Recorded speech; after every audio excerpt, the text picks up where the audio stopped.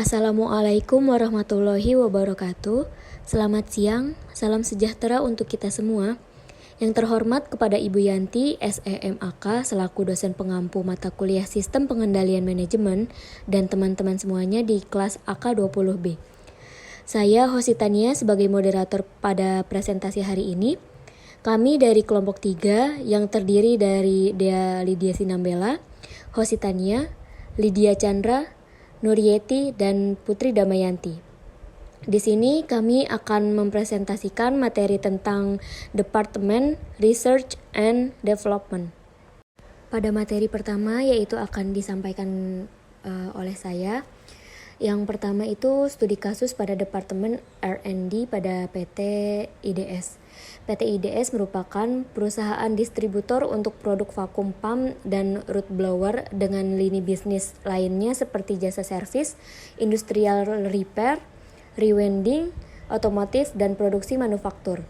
Selain make to stock, PT IDS juga menerapkan sistem make to order, di mana produk yang dihasilkan sesuai dengan kebutuhan dari pelanggan atau customize.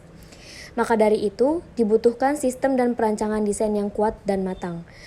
Perancangan konsep dan desain sendiri merupakan tugas atau tanggung jawab dari Departemen Research and Development atau R&D. Untuk materi selanjutnya yaitu akan dibacakan oleh Lydia Chandra. Kepadanya saya persilahkan. Baik, saya akan melanjutkan permasalahan sistem pengendalian manajemen pada perusahaan IDS. Menghadapi beberapa permasalahan terkait sistem pengendalian pada Departemen Research and Development, beberapa masalah tersebut diantaranya: pertama, kesalahan dalam penentuan spesifikasi; kedua, proses packing yang lama; dan yang terakhir, adanya korupsi yang menyebabkan kerugian bagi perusahaan. Dari permasalahan ini tentunya membutuhkan strategi research and development yang baik agar permasalahan tersebut tidak terjadi lagi. Untuk materi selanjutnya akan dibacakan oleh Dea Lydia Sinambela. Kepadanya saya persilakan. Penentuan spesifikasi. Pada proses penentuan spesifikasi ini, bagian R&D perlu berdiskusi dengan customer yang akan membuat produk custom, sehingga tidak terjadi kesalahan pada saat proses drawing dilakukan. Berikut ini rancangan sistem pengendalian manajemen Departemen R&D pada proses penentuan spesifikasi.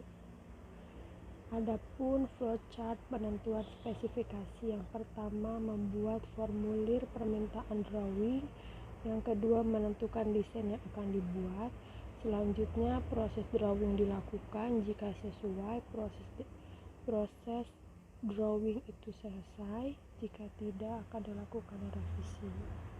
Untuk materi selanjutnya akan dibacakan oleh Nuryeti. Kepadanya saya persilahkan. Keterlambatan packing. Keterlambatan packing dapat dipengaruhi oleh beberapa faktor. Untuk mengatasi permasalahan terkait keterlambatan packing, berikut ini perancangan sistem pengendalian manajemen. Mulai analisis alur kerja, optimasi tata letak gudang, penggunaan teknologi otomatisasi, pemilihan peralatan yang tepat, penjadwalan yang optimal, monitoring dan evaluasi kinerja, peningkatan ergonomi, selesai. Untuk materi selanjutnya akan dibacakan oleh Putri Damayanti. Kepadanya saya persilakan. Flowchart perancangan sistem pengendalian manajemen. Korupsi. Korupsi yang terjadi pada sebuah perusahaan tentunya menjadi hal yang merugikan bagi perusahaan tersebut. Untuk menghindari terjadinya korupsi dapat dilakukan dengan perancangan sistem pengendalian berikut ini.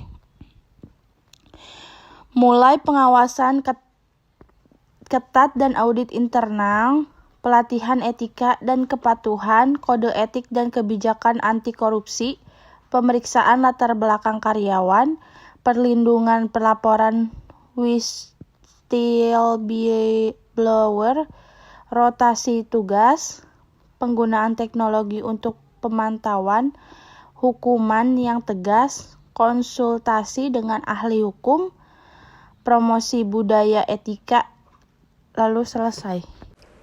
Yang terakhir ada kesimpulan, yaitu dapat disimpulkan bahwa diperlukan sistem pengendalian manajemen pada Departemen Research and Development atau R&D yang tersusun dengan baik, agar tidak terjadi permasalahan seperti kesalahan penentuan spesifikasi, packing yang lama, dan korupsi.